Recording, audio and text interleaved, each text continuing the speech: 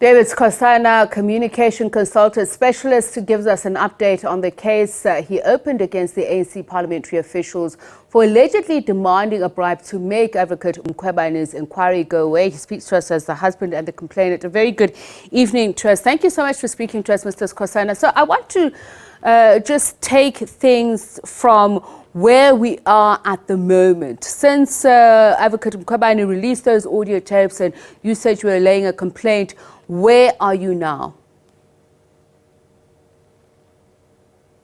Good evening, Tsepiso, and to your listeners and your viewers.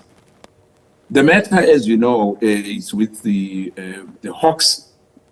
And obviously, as you know, our law enforcement agencies or the police take time to reach conclusions or to finish what they are investigating. We should give them a chance.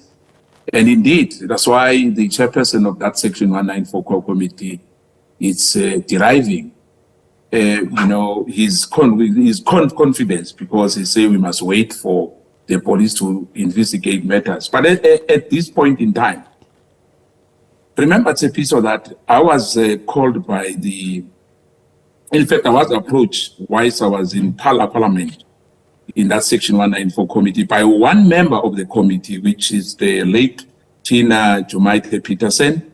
May her soul repose peacefully. But indeed, she was a godsender, because what she told me about what is happening in the African National Congress in particular was that this matter of the public protector is being now be managed by somebody, because the president was not happy with the slow pace of this Section 194 committee. Taking into cognizance that this Section 194 came from the DA, Mazoni came with the matter, but unfortunately, as you know, the DA now is in charge of the African National Congress in that core committee.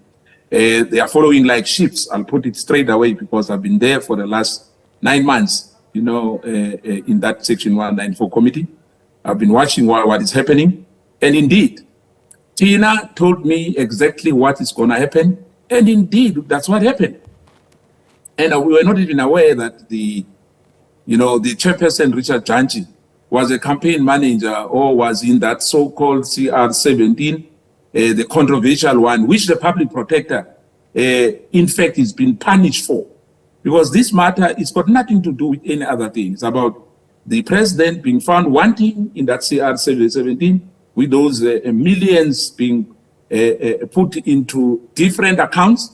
And it's about Jamnandas, the Minister of Finance at that point in time, Pravin Gordhan, and about the Reserve Bank as well, because she has touched the untouchable. So just to make a remark on this, you know that the issue of that Section 194 committee, the ANC Secretary General, Fikile Mbalula, because of, there was a report of the public protector whilst he was the Minister of Sport and Culture. One of our friends, from the Settlers group, paid for his holiday trip with his family to Dubai. And the report found against him. It's not a judgment, it's a report. And he said he's going to take that report to court for a review. Up to date, he never took that report. So he's one of those aggrieved persons. He said, in fact, in ANC matters, conferences, he's talking about the public protector. Okay, I want to just bring you back I want to bring you back to this issue, because you mentioned Tina Jumaite-Peterson, and if I heard you correctly, you said she was a godsend because she brought to light a lot of issues that you would not have been aware of, including the allegation you're making now that it's pretty much the Democratic Alliance that is pulling the ANC committee members by the nose. To what end? What the committee has recommended now that Advocate Mkhwebane is not fit to hold office. Is there a collusion between the DA and ANC, from what you're saying, based on the information given to you by Tina Jumaite-Peterson? Indeed. I mean, they've reached, this was a predetermined outcome. They've reached that thing long ago. I mean, I've met Tina in March 2014, 3rd, if I remember well. He told me at that time. So there's nothing surprising here. What else did she reveal? In fact, he even showed me the minutes of what was discussed in their meeting. What meeting? The meeting between the alleged 3 who were planning to, extort money from you in order for Advocate Mkhwebane to have the case pretty much done away with. Is that the minutes that she would have shown you? No, not that minute. The minute he showed me is their meeting, the committee meeting of the remember the parties have caucus. They meet among themselves. He showed me the meeting of that Section 194 committee that Chair Richard Janchi is not going to allow the. In fact, I've sent the producer all those tapes for him to play for you to understand exactly what is happening. But he showed me that. And he said to me, she's going to, I must meet her because she's got Tina, she's got Majordine and Richard Janchi, the chair, and he stressed that Richard Janchi is his guy. The chair is my guy. The chair is my guy.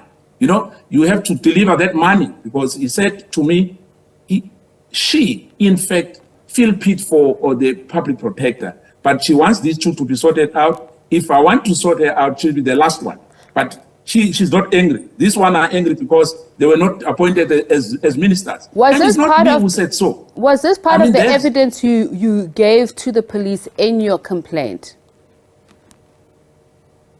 Yes, exactly. The police took my phone. They took my phone. They retracted every information because you could not just give them hearsay information. Yes, they wanted to hear for themselves. Yes, yes. So I want to look at now the Ethics Committee, the National Assembly's Ethics and Members' Interest Committee that was supposed to investigate this matter. We know that they're only reconvening in September. We've seen the Section 194 committee has made its recommendations. Does it mean that this investigation is now moot? There's no point to them continuing their investigations if the investigations continue after the fact. Is this how Advocate Mkhwebane feels? Have you had a discussion about this? Indeed, as you say, they know exactly that if they refer that matter to that ethics committee, it will drag on, it will be academic, but I can tell you, they are in for a big surprise. They are in for a big surprise. We are not going to leave this thing just like this. I mean, what they did, it's together with so-called the judiciary in this country. You know, some of these members of the judiciary leaves much to be desired. As I said in one of the interviews here, I said lies, because in that Section 194 committee, SC Advocate Mpofu demonstrated that Bakwa lied, Judge Bakwa lied, Judge Jafta lied, because in one, I'll give you two examples. They say that the public protector said he'd never seen the IG report, which is lies. And the other one, they said the public protector has invented their own ethic code, which is lies. Okay. What surprise are the ethics committee? As long as the system. What surprise are the ethics committee and the committee, what Section 194 committee in for? You're saying you're not going to lay down and leave this issue here. Are you able to share with us the conversations between yourselves and Advocate Mkhwebane on where she then intends to take this matter going forward? Particularly you, what are you encouraging her to do, given the fact that you are the one approached to hand over money in order to make this go away? This matter is full of no-nonsense. Let me put it like that. You know, this guy called, just to bring him in as well. There's a guy, Advocate William Erasmus, or Veli Erasmus, who gave us now a proof that Richard Janchi as well is conflicted. And he's conflicted and he knows. And indeed, the legal team of the public protector will deal with this matter. This is not the end of it, because as I said earlier, by March, when Tina approached me, this matter was done. But what kind of fireworks can we expect? Because Advocate Mkhwebane has even said recently in some of what she shared on the public platform, I think it was Twitter, saying that even the media was aware of the eventual end of this conclusion and what the result will be. So you're saying you're not going to take this lying down. There will be fireworks. What kind of fireworks? Are you able to share with us just how far she is willing to go to bring to light what has been done to her, what she alleges was the aim of it, and those who were conspiring? You spoke about collusion between the DA and ANC. What kind of action are you going to take to expose all of these things? Beyond what you've obviously, done? we'll go to the same courts. We will go to the same courts knowing even the judgment before. I mean, it has been demonstrated, that some people are able to get judgment before it's been presented to the accused, or to the complainant.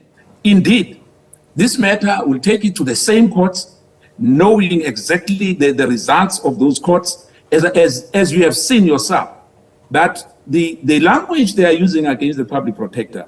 Let me give you an example quick, Tsepiso. I know you don't have time. Most of the judges, lower court judges from High Court or Magistrate Court, their judgment have been dismissed at the Supreme Court of Appeal. One judge, Potteril, in 2 calendar years, if I can give you the cases of, his judgments, which were dismissed by those courts, there is no punishment in those judges. No punishment. There's no punitive cost. Now, courts are there to help us, but courts now are saying the public protector is abusing the court process. What nonsense is that? It's like if you are going to a garage, you are pouring petrol after 2 days, then they are saying we are abusing that because you are coming now and then. If your rights are being infringed, what must you do? You must go to the same court. Even if we know that the courts are biased, we'll go to the same court. Let me give you a simple example. CR17 matter was not in court. Judge O'Brien sealed those bank statements in a chamber, not in court. All right. And today the public protector is punished because of that, Tsepiso. Nothing else. All right. And Janji, as a chairperson, did not even disclose that he was part and parcel of the CR17 campaign. And today you expect him to be independent. In what capacity are you alleging he was involved in this?